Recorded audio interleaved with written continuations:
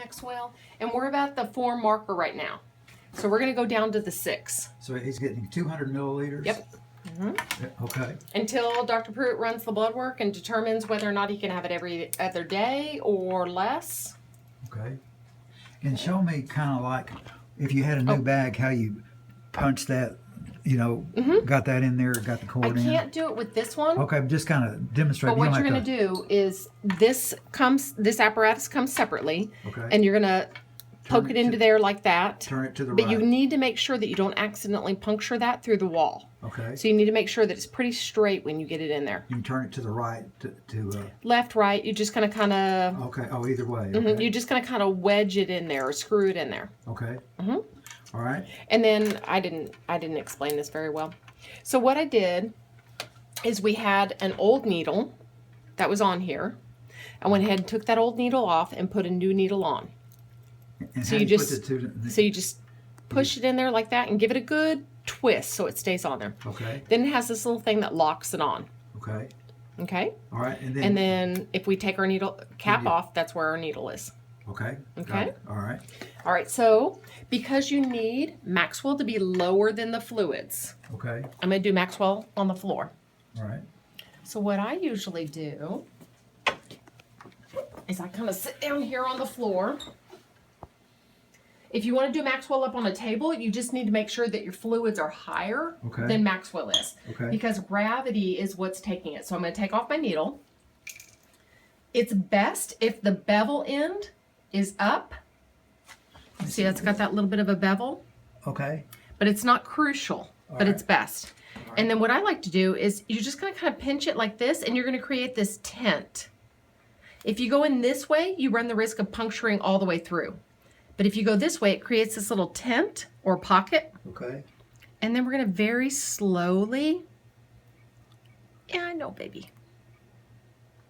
It goes all the way in. It goes all the way in. Slowly. And I like to do it slowly because I find that if I just work it in too fast, they seem to respond a little bit differently. So this is our flow valve. It shuts it off and it turns it on. So we're going to push that up to the top. That means it's fully on. Okay. And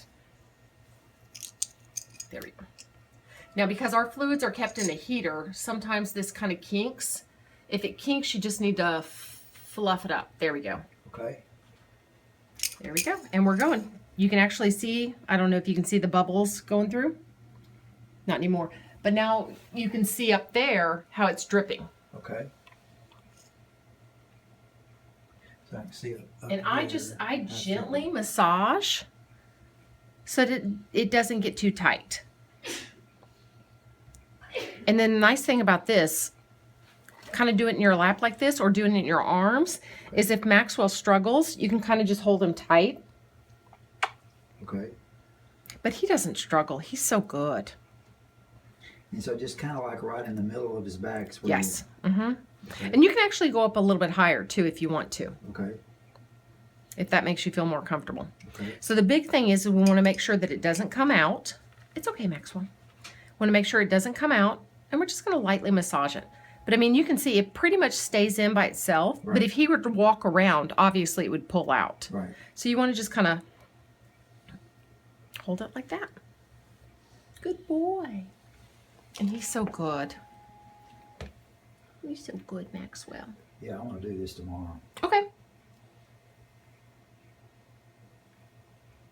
And then you kind of watch. And what I'll do tomorrow is I'll bring in a chair for you, but we'll hang it higher.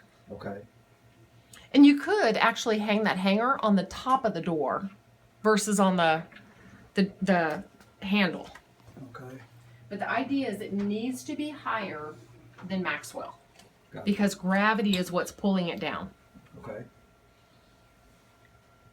Let me check it. Yep, we're filling up just good.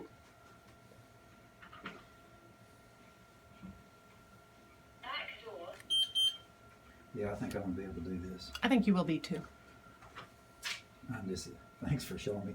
And then you just kind of watch, the bag until you think you've got. Until you've got about. So we were at the 4. Yeah. We're waiting to go down to the 6. Okay. So 200 mils. Okay. And even if you're doing it on Sunday, I'll come over just to kind of watch you and see how you're doing it. That'd be great. Okay. And the nice thing about fluids, though, is, I mean, they're really user-friendly. You can't mess it up too much. You really can't. I'm going to go ahead and turn my video off. So you wouldn't let you feel that pocket right there. Okay. Okay. See that pocket? So you pinch up on the skin. Okay. And that's where you're going to go, in that little pocket. Okay. As long as you're giving in there, not a problem. It doesn't matter where you give it. You could give it down here on the butt. Okay. But they seem to be a little bit more sensitive. Okay. So when you go to poke him with the needle, he's gonna flinch. Whereas up here, he's not gonna flinch as much. Okay. Okay. So even if you don't do him in your lap like this, you can do him on a table. Just put your arm kind of in front of him so he doesn't walk away. He doesn't want to go forward. Okay. And you can't see exactly where the 6 marker is. Okay. An additional 50, an additional 100 is not going to hurt him. I don't want you to panic, okay? Okay. Because, like I said, the body will absorb it as the body needs it. So don't think, oh my gosh, I went past the, 200 marker. Go away, baby. Go away. Okay, so now we're right at the 6, a smidgen below it. I'm going to go ahead and turn it off. Just a second. You're going to turn it off by pushing it down, okay? By rolling it down. It actually rolls down. Okay. And that clamps it off. Okay. Okay, and then when we take our needle out, I like to put my finger over the hole and just apply a little bit of pressure. Okay. That keeps the fluid from running out. Okay. Oops. And then I always put a clean needle back on. Yeah. Because you don't want any bacteria that might be in that needle to run up your line. Okay. So we'll do that here in just a second. I'm going to hold off. Good job, Maxwell.